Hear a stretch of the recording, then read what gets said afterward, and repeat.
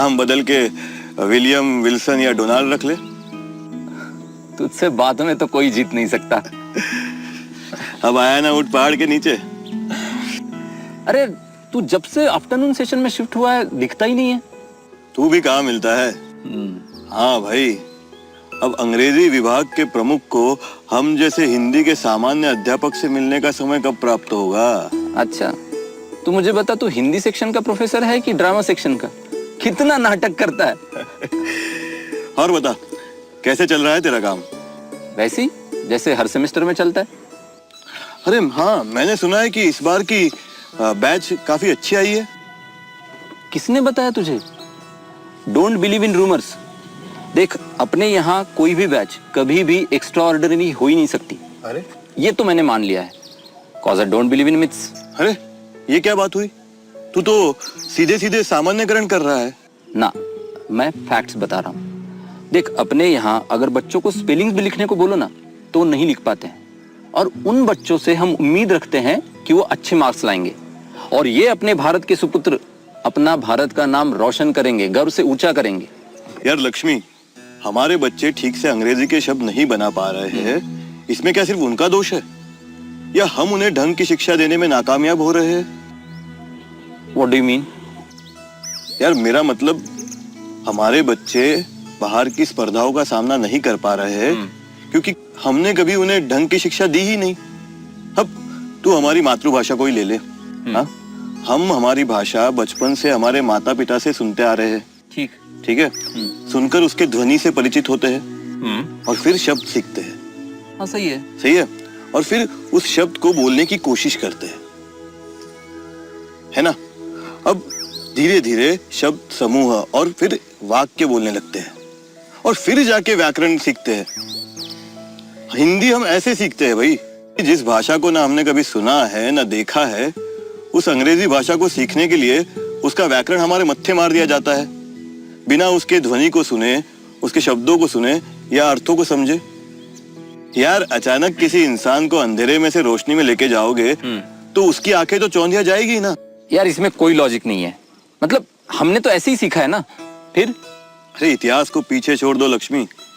यार हम जब सीखे थे तब तो हम चप्पल भी नहीं पहनते थे, तो क्या तू आज के इन बच्चों से ये उम्मीद रखेगा? नई सोच है, नई तकनीक है, इससे नई रोशनी मिलती है, उसे स्वीकार करो। तुम प्रोफेसर लोग ना बस एक किताबी कीड़े बनकर ही रह जाते हो सदा के लिए। तुम प्रोफेसर लोग मतलब तू प्रोफेसर नहीं है।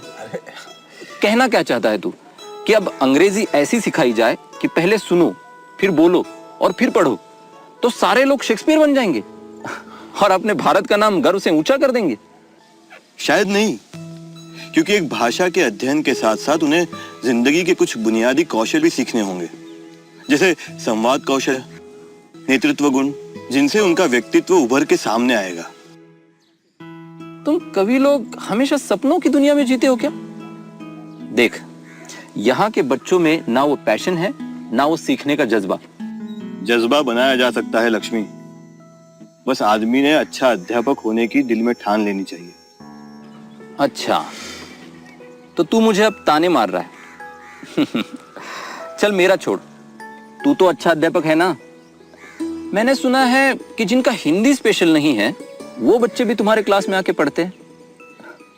तो चल देखते हैं, मैं तुम्हें चैलेंज करता हूं कि तू अपने हिसाब से कुछ बच्चों को चुन, उनको अंग्रेजी सिखा, और तू क्या कहता है वो सॉफ्ट स्किल्स भी। देखते हैं कितना सफल हो पाता है। यार चैलेंज की बात नहीं है, मैं तो सिर्फ इतना कह रहा था कि बच्चों को अंग्रेजी सीखने के लिए उनके इर्द गिर्द अंग्रेजी के पर्यावरण का होना जरूरी है, और वो गानों से आएगा, कथाओं से आएगा, ना कि ये तुम्हारे व्याकरण से। और ये बात भी ध्यान में रखनी जरूरी है।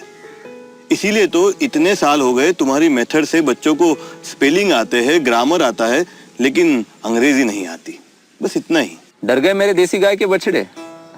अगर हमारी मेथड गलत है तो तुम्हारी मेथड सही है, ये प्रूव करके दिखा। चैलेंज ले या हमें दोष मत दे।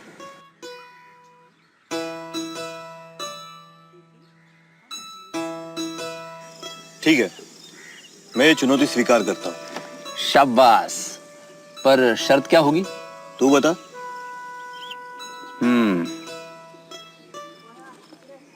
अगर तू हारा तो तू अपना नाम विलियम रखेगा। ठीक है, और अगर तू हारा तो तू अपना नाम प्रेमचंद रखेगा। डन। डन।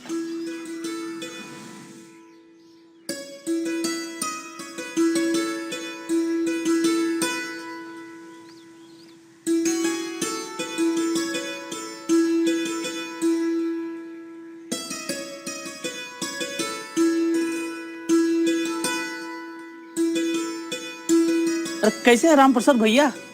अरे भोला जी, आप आइए। काफी अच्छा सजाया है ऑफिस। बस हमारा गरीब खाना है, बच्चे पढ़ते हैं उतनी व्यवस्था है।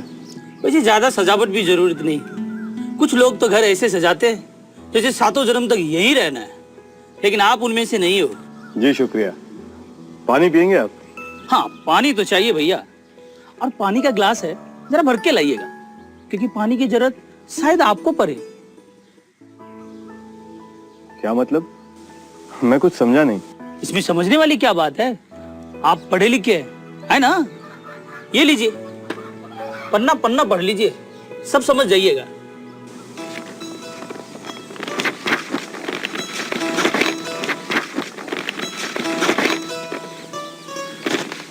ये क्या मजाक है भोला जी?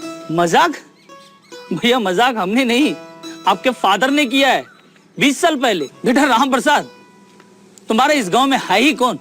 ना चाचा, न मामा, न दोस्त, न रिश्तेदार। कौन बताएगा तुम्हें? ये सरासर जाती है। बकायदा कागज लेके आए हैं तुम्हारे पिता के कॉन्ट्रैक्ट के साथ।